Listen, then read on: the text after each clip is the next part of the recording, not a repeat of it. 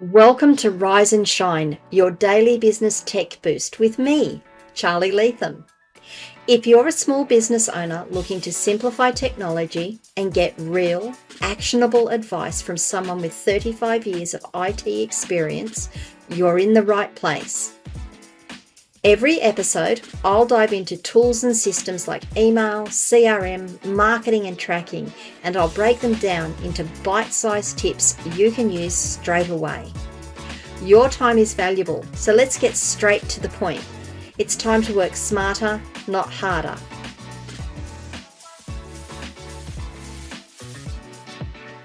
Rise and shine. It's your daily business tech inspiration with me, Charly Leetham.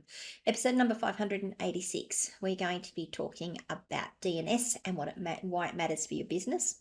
This is part of the series I started in episode 584. I'm going to be doing bits and pieces of them throughout my podcast. And the idea is to demystify things, try and de-jargonize things so that they make a little bit more sense when someone comes to you and says, it's this thing and this is what, this was broken, or this is what's not working, or you need to do something with this. And just try and clear it up a little because it's a complex system. There is lots of jargon and it's hard to make decisions, or I think it's hard to make decisions when when there's a lot of jargon thrown at you and there's a lot of technical terms thrown at you and you're trying to understand it and you can't make an informed decision when you don't have some of the information. So let's just get into it. DNS is what we're looking at today. Domain name system. That's what DNS stands for. And what it does, it's the lookup. It takes your domain name and turns it into an IP address. In episode 584, I actually spoke about the fact that there is a lookup, and that when you're trying to get a website from your hosting provider to someone's screen, the DNS part of it is needed. That lookup part of it is needed. I need to be able to say, hey, I want to get to Charly's place, and the DNS is like the GPS. It's like Android CarPlay or CarPlay, whatever it is that we run in our cars when we say, hey, we want to get to Woolies in Cooma. How do I get there? And it comes back and it gives you the map to get there. DNS is very similar. It takes your domain name and it turns it into a machine readable number called an IP address, an Internet Protocol address. Without DNS, you would have to remember every server's IP address. Everyone you went to, you would need to remember the IP address. Names are so much easier. Words are so much easier for people to remember when compared to numbers. The other thing about it is that when using a DNS, the domain name never changes. The domain name never changes. It's always, well, unless you change it. But Ask Charly Leetham. If you want to get to my website, it's Ask Charly Leetham. It doesn't matter whether I'm hosted with DigitalOcean and I'm in the US, or whether I'm hosted with DigitalOcean in Australia, or I go to another hosting provider and I change the hosting provider. Every time I change the hosting provider, if I change the server, the IP address changes. That physical address changes. You don't need to worry about that. I don't need to worry about that. All I need to do is move the server, go through a process, which I'll explain a little bit in this video, to say, hey, this is the new IP address for this domain name. The domain name system handles all of that for me. I can move my server. You can be sitting there and say, I need to get to Charly's site, askcharlyleetham.com, put in that domain name, and you will go to the new server. You won't go to the old server, as long as everything's working. So that's what the domain name system is about. It's about taking a human understandable, a human memorable term and converting it into the language of the internet, the machine language, if you like.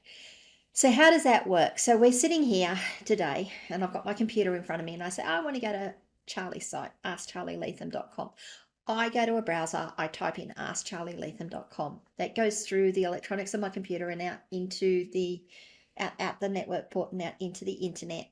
And the first thing that happens, it doesn't just send out something and go, oh, I know how to get there. It sends out a request and says, I need to know how to get from here to askcharlyleetham.com. A series of devices, a series of servers known as resolvers or domain name resolvers will respond and say, or one will respond, but there's a series of them out there. One will respond and say, yep, you want to get to that website, that domain name, here's the IP address for it. That comes back to my computer says, cool, and then it sends out the further request to say, right, I need to get to this IP address, and everything else works from there. It now starts using the IP address. It doesn't use the domain name anymore. But the first thing you need to do when you're doing that is to find out what the IP address we are currently using. Now, this is where things get really interesting. I'm sure you've heard people say, oh, the DNS hasn't updated. The DNS isn't resolving properly. The DNS is broken, or yeah, it's cached.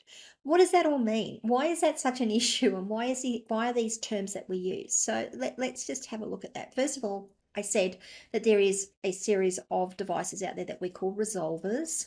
I'm going to continue to call them resolvers, but understand that a resolver really is just a server that sits out there in the internet and has this big address book on it. And that address book says this domain name, this IP address, this domain name, this IP address, this domain name, this IP address. It is the lookup table. It's when we go out, these all hold the same, theoretically, all these resolvers hold the same lookup table. How does that happen?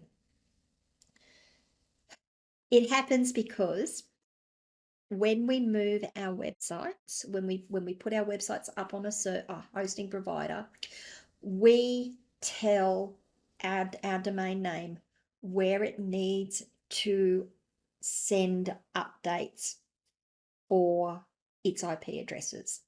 These are called the authoritative name servers. So when you hear someone saying, I've got to update the name servers, it says, right, this is where our DNS is going to be managed. This is where we can manage our IP addresses and all of those sorts of things. That is part of this DNS system. When we move our web server, we go in and we say, yep, we've moved our web server. This is the new IP address. That then sends out to all the other resolvers in the internet and says, wow, it sends out to resolvers connected to it. Here is the new IP address. Now, you notice I said all the other resolvers, and then I changed it to all the resolvers it's connected with. It's because you're not connected to every resolver out in the internet. It's a mesh system. In fact, it's more like a hub and spoke system with meshing in between it. But my name server will go to my resolver where my domain name is managed, will send out a request, an update, and say, hey, I've got the records for Ask Charly Leetham. Here is the new IP address. And the server's connected to it will say, cool, we've got that. And then they'll send up a flag and say, we've got the records for Ask Charly Leetham. Here is the update. Now, there's a whole heap of things that happen in the background there to ensure that the updates going out are actually valid. Like, yes, I've got this from the original source, not I've got it from someone else's source, so it's broken.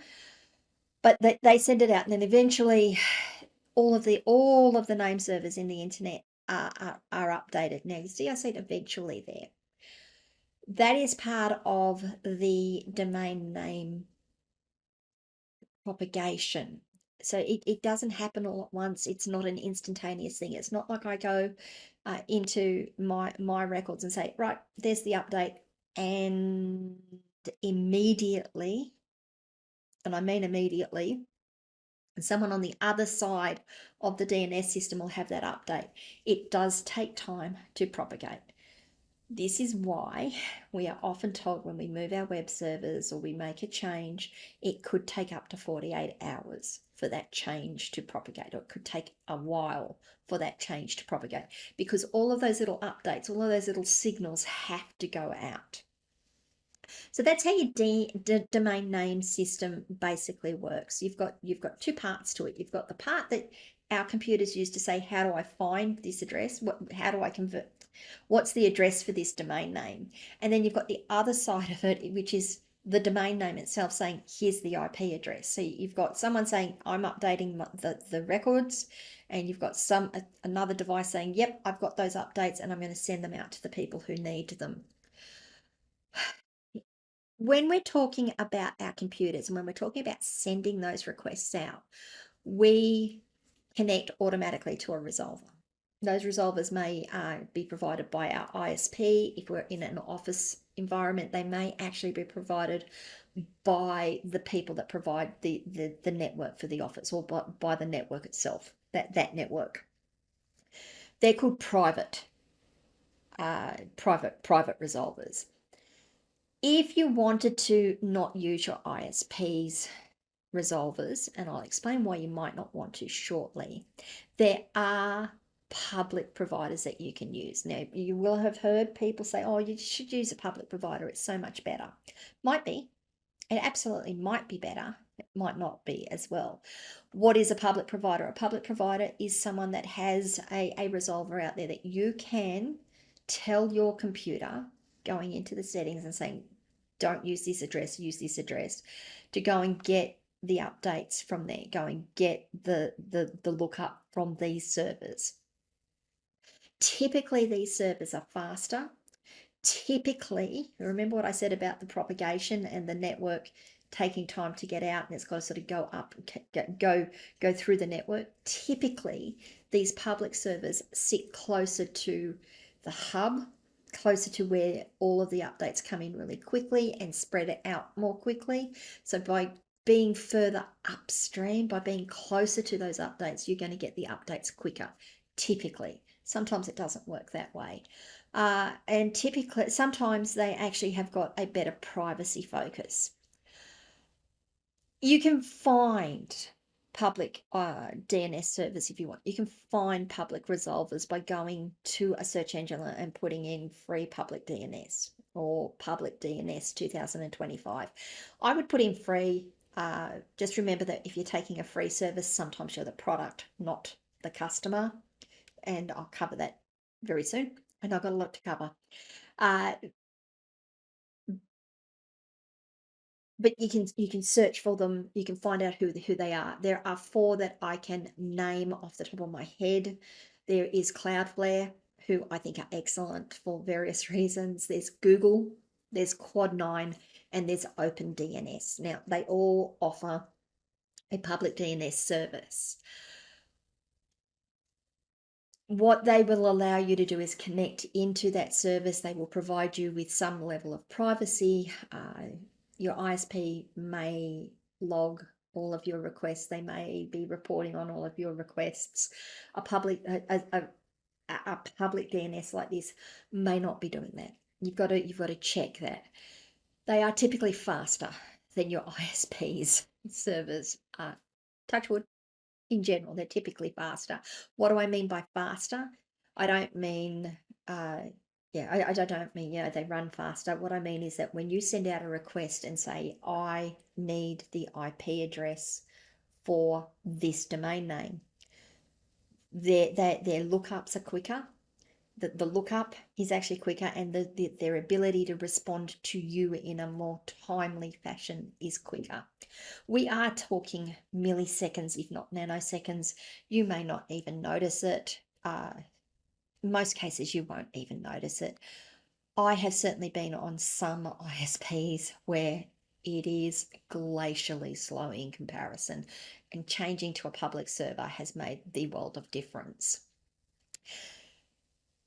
I guess the other thing that I do need to cover to explain why public DNS may be better than your ISP or your local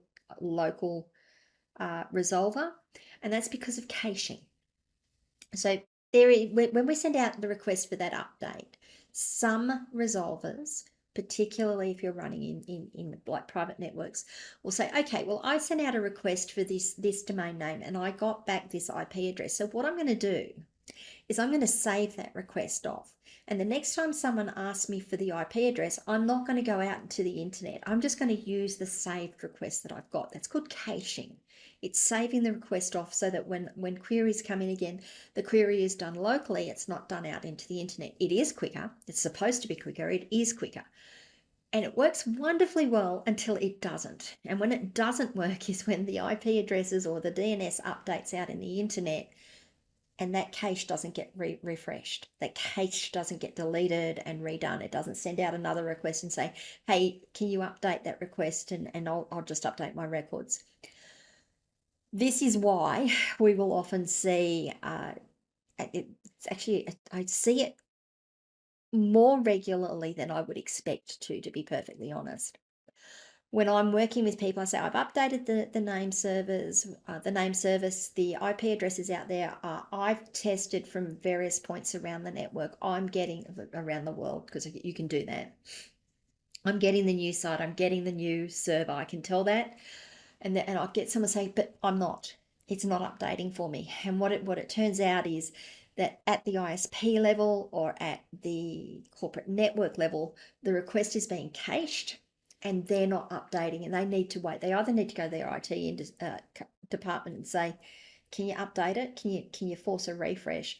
Or they just have to wait. And I've had some people wait 2 or 3 days for that to update. It's not a great situation. It's just, you need to understand why that occurs. Okay, so that's your DNS. So your DNS is basically your lookup. It takes your domain name and converts it to an IP address. Your DNS is served through what we call resolvers. Resolvers can be on your ISP's network. Your ISP will generally always provide a resolver, or you can use a public resolver if you want. If you want to use a public resolver, I am actually just going to jump back into that one right there. If you want to use a public resolver, certainly the 4 that I've named are reasonable. I would recommend you go and do your own research though. Have a look at them, make some decisions as to why you might want one of them over the other, what the benefits are, what the what the downsides are.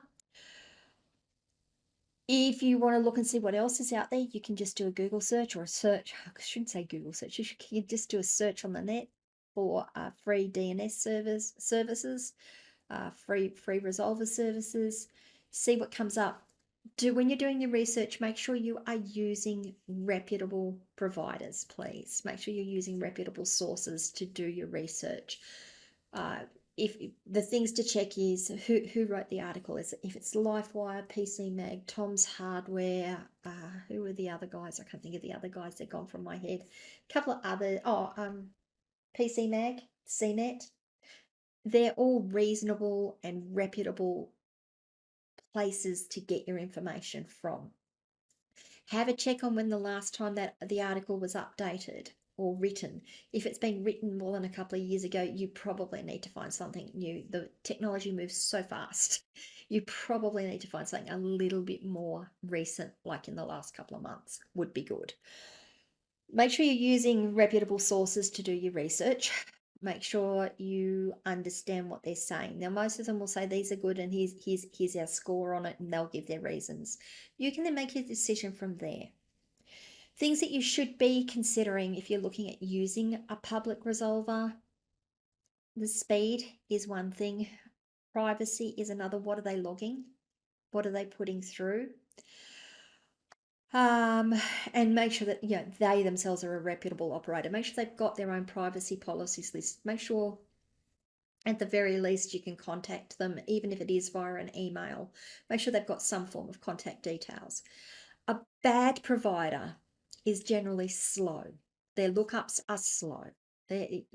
Like I said, it's entirely possible that you won't notice that it is slow, but they're slow. Sometimes they will inject ads into your data stream, and you'll be wondering why you're getting these ads appearing on these websites you're visiting or these sites you're visiting. How they do it, I don't know, but they get into the data stream and they put the ads in. The worst thing they do is they will redirect the web traffic. You might want to go to xyzwidgets.com and instead you get defthingies.com website come up. And you might think, oh, well, maybe they've changed their name. No, it's entirely possible because of who your resolver is. It's giving you back dodgy data. It's redirecting your traffic. Doesn't happen often. It has happened. So it's something to watch out for. Okay. Oh, and caching. That's the other thing, is the caching. Make sure that the caching on the requests is being updated regularly. Make sure that it does happen regularly. Um, let's talk about some of the records. Okay, so that's your resolver. That's how the internet result DNS system works. There are some particular DNS, domain system records, that you need to know about. Now, there are 4 basic types. I want to cover them today. We're not going to go into any great detail, but if someone says, oh, the A record was wrong, I'm sure you just glaze over A record. Cool, it was an A record. Yeah. What they mean is an A. The type is an A record. That will take your domain name and link it to the IP address. That is where the IP address to domain name connection actually occurs. We also have CNAMEs, and that redirects one name to another name. So in this case, when you see www.askcharlyleetham.com, because it goes to the same IP address, it's been created as a CNAME. Now, you won't know this if you're going to it directly. You don't need to know it. It's only when you get down into why is this not working, or what do I need to update. So a CNAME takes a name and redirects it to another name. The MX record. This one always trips up people.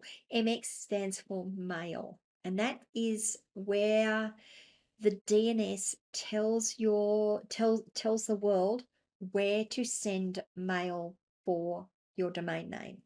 So you can have your domain name hosted on one web server, but you could have your mail servers somewhere else. This is how we managed to have a web server sitting out in, for example, DigitalOcean, but have our mail going through Zoho Mail.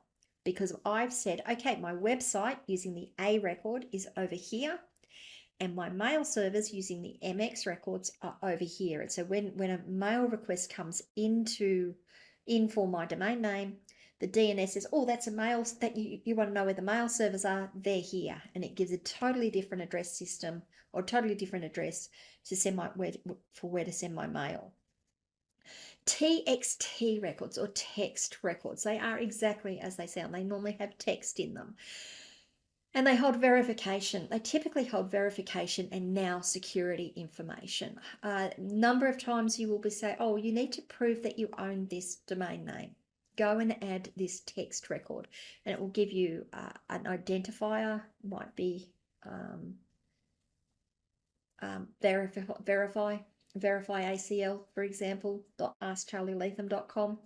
And when it goes to verify ACL.askcharlyleetham.com, what is sent back is a record that's got text in it that said it has a specific string that's compared. That specific string is compared and said, oh yeah, that we've verified you own that domain name. We know you own that domain name. They're text records. This is where we do things like our SPF, our DKIM, and our DMARC records now, which is why I'm talking about security as well as as verification information. This all combines for our DNS system. This all combines to make sure that we get traffic to our website, that we get, or that you can find a website, that you can send an email or receive emails, that your domain name is actually verified, or that a particular service is actually verified to send mail on behalf of your domain name. These are what these records do. This is what these records do. Why does this all become important? Like, this just all works, Charly. It all goes up and it all just works. Well, yes, sometimes. Here's some of the things that you need to watch for, and your IT people should be helping you with. Your tech people should be helping you with. Your records can be wrong. And so some of the examples I can give you there is, we changed the mail from a server-based mail to Microsoft Mail or Zoho or Google Mail. And we go, oh yeah, we've just got to update the MX record. So someone will go in and add a new MX record. You can have multiple MX records because you can have multiple redundant servers. So if one doesn't respond, it can go to another and another. they'll just go and add a new MX record. They won't replace the existing record. They won't delete the existing record. They'll just go and add a new record. And then what happens is when someone says, oh, I'm going to send mail, depending on how things respond, you might get the record come back that says, yep, you've got to send it out here to Microsoft Mail. Or you might get the record, the old record, that says, no, you've got to send it to the server. And it gets sent to the server and fails. And sometimes this has happened. This is actually a thing that has happened with me. I've had people say, my mail keeps bouncing. I'm like, what do you mean your mail keeps bouncing? I keep getting these messages. And I've gone and looked and gone, yeah, we've got duplicate mail. We've got multiple MX records, some of which are wrong. So we've just got to go and clean them out, make sure all of the MX records are correct. So records are wrong. You can have multiple A records for, so IP addresses for your domain name. And every now and again, someone will say, I go to your website and it just fails. I don't know why. It says that it doesn't resolve, that the name's not found. You go, yep, that's because we've got multiple A records. We've got to delete them. So we can have, wrong records. We can have multiple records that are giving us the wrong information. They can just simply have the wrong information in them to begin with. Expired domain names. If your domain name expires, your DNS is going to fail. Okay, if you don't have a domain name active, the DNS will not work because that domain name has expired. It's not like you can just say, yeah, I've just got the records out there, it's all cool. It can't happen. I mentioned the redirect. We call that a DNS hijack. So sometimes if you haven't managed your records properly and someone's got access to your DNS, they can change it so that your traffic no longer goes to your website. They go to someone else's website. That happens rarely. It's normally because we haven't managed our passwords properly or someone's got a compromise somewhere. That doesn't happen all that often. When it does happen, as I mentioned, is when you're using a disreputable public DNS provider, resolution service. Okay, so there's some of the things that you can think about. There's some of the things that I wanted to sort of hit on with the DNS. So DNS, domain name system, it converts your domain name to an IP address.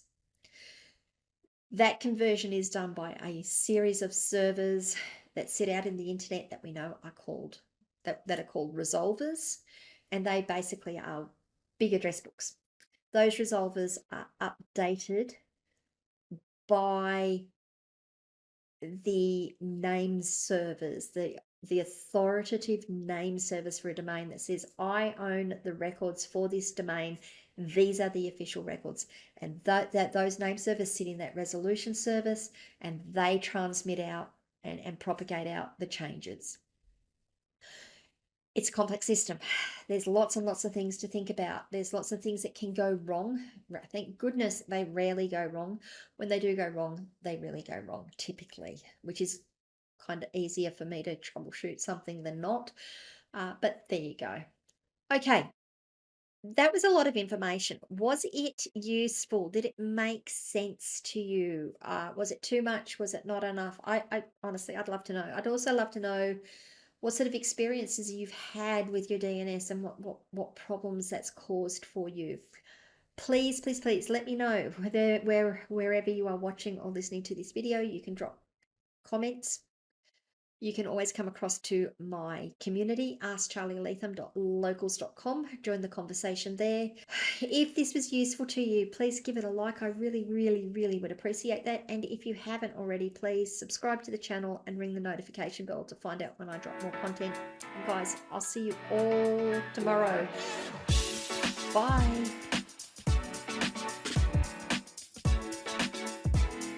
Hey there, thanks so much for tuning in to Rise and Shine, your daily business tech boost.